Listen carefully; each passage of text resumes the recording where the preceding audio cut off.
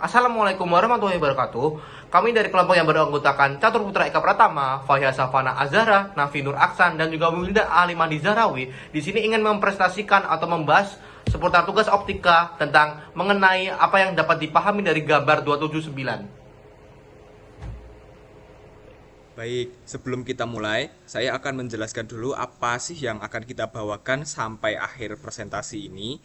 Jadi, dari eh, tugas yang diberikan yakni figure dari foto 27 strip 9 pada buku Feynman itu dijelaskan ada satu sumber cahaya yang melewati suatu eh, medium yang entah itu akan membiaskan atau memantulkan cahaya tersebut dan eh, di situ ada titik P, yang titik P-nya itu ternyata ketika di zoom yang awalnya satu titik ternyata merupakan dua titik. Nah, itu akan kita jelaskan lebih lanjut. Kenapa bisa demikian? Untuk hipotesis pertama atau visualisasi yang pertama di sini kita menggunakan kaca lensa cembung.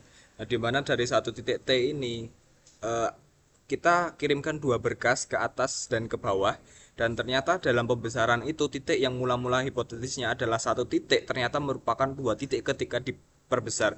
Jadi gambar tersebut merupakan simulasi mengenai daya pemisah dari buku Feynman. Garis di titik tengah merupakan garis bantu yang memperlihatkan bahwa sumber cahaya dari titik T tidak tegak lurus dari lensa. Itu sesuai dengan eh, penjelasan dari buku Feynman. Kemudian yang akhirnya menunjukkan berkas cahaya ke titik P dan P aksen dari simulasi titik P atau P aksen di situ yang awal mula-mulanya kita anggap satu titik ternyata terlihat menjadi dua titik ketika dilihat dengan pembesaran mikroskop atau diperbesarkan dengan kombinasi lensa. Kemudian hipotesis selanjutnya dari buku Feynman, saya mengasumsikan hanya dua medium yang dipakai.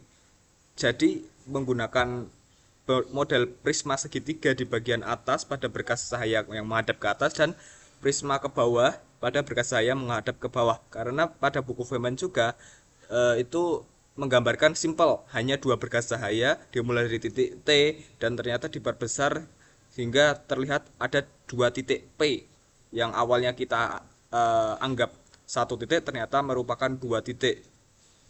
Kemudian pada visualisasi atau hipotesis selanjutnya kita berandai-andai jika ini merupakan hal fantasi. Jadi kita asumsikan bahwa ini merupakan pemantulan yang sempurna dari titik P, dari titik T sebagai sumber cahaya menembakkan dua berkas cahaya dan kemudian dikumpulkan menjadi ke satu arah di titik P sehingga ternyata titik P ini mengalami pemisahan atau sebenarnya yang awalnya satu titik menjadi dua titik dengan panjang D di situ. Ini jika kita asumsikan medium yang mengumpulkan berkas itu merupakan medium yang sempurna.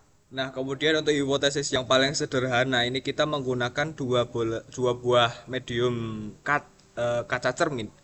Dari yang mulanya titik T ditembakkan ke titik P, P atau P aksen itu dikumpulkan dengan dua cermin. Jadi itu sekian empat dari hasil hipotesis mula-mula atau visualisasi mula-mula dari penggambaran buku Feynman di halaman 2 tadi. Saya Faiha Safana Azahra. Di sini akan menyampaikan beberapa identifikasi masalah yang akan disampaikan penyelesaiannya di slide-slide lainnya. Yang pertama adalah bagaimana cara menanggulangi aberasi sferis dan aberasi kromatik dapat ditiadakan. Yang kedua, kenapa terus-menerus melakukan perbesaran dapat menimbulkan keterbatasan gelombang cahaya atau bisa juga disebut fenomena difraksi. Tapi sebelum itu, mari saya definisikan resolving power atau juga bisa disebut daya pisah. Resolving power ataupun daya pisah adalah dari sebuah kisi yang merupakan kemampuan yang terdapat dari kisi untuk membedakan antara dua panjang gelombang cahaya yang sangat dekat. Misalkan antara merah dan merah keunguan ataupun antara biru dan biru kehijauan. Intinya, resolving power memiliki kemampuan kisi untuk membedakan dua panjang gelombang cahaya yang sangat dekat. Nilainya tergantung pada jumlah garis dan kisi, atau juga disebut simbolnya N, dan urutan difraksi yang kita pakai. Bisa juga dibilang simbolnya M. Kaitannya resolving power sendiri untuk gambar 27/9 itu menjelaskan aspek geometrik dari bagaimana sistem optik tersebut dapat dibedakan menjadi dua sumber cahaya titik dengan cara yang serupa, dan bagaimana kisi dapat membedakan antara dua panjang gelombang cahaya. Nah, kedua hal tersebut mengandalkan beda lintasan cahaya, dan keduanya itu tunduk pada prinsip Rayleigh buat mendefinisikan seberapa dekat dua sumber masih bisa dipisahkan. Gambar dari penjelasan tersebut menjelaskan prinsip dasar resolving power atau daya pisah dari sebuah sistem optik, yaitu kemampuannya untuk membedakan dua titik sumber cahaya yang sangat berdekatan.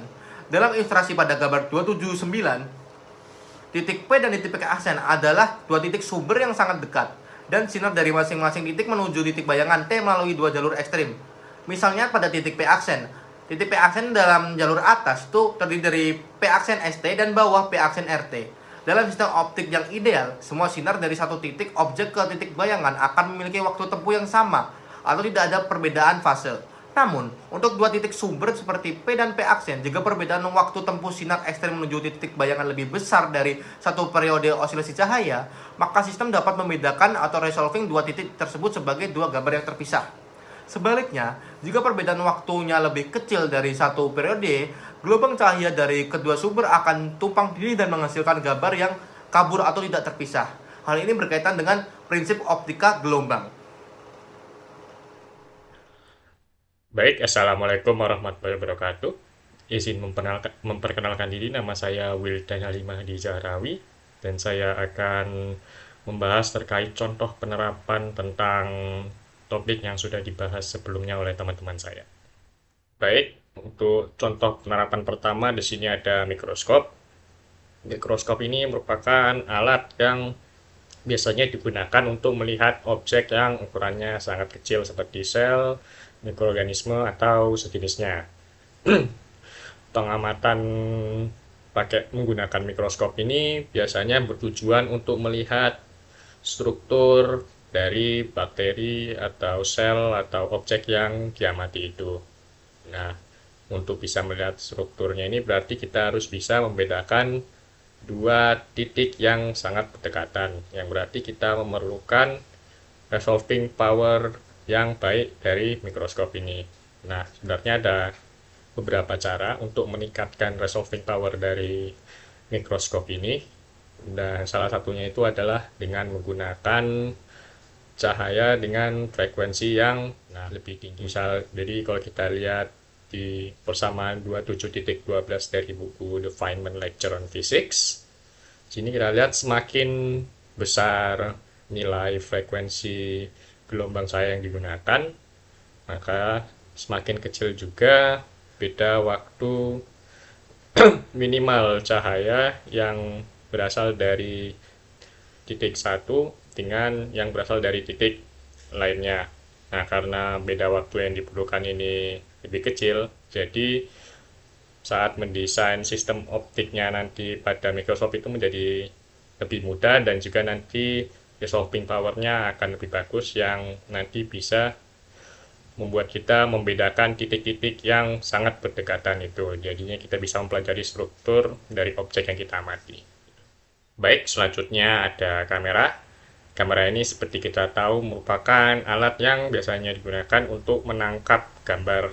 Nah, biasanya yang menggunakan kamera ini ingin gambar yang ditangkapnya itu memiliki kualitas yang bagus. Jadinya di gambar tersebut kita bisa melihat detail-detail yang kita bisa beda-bedakan, detail-detail kecil dari gambar tersebut.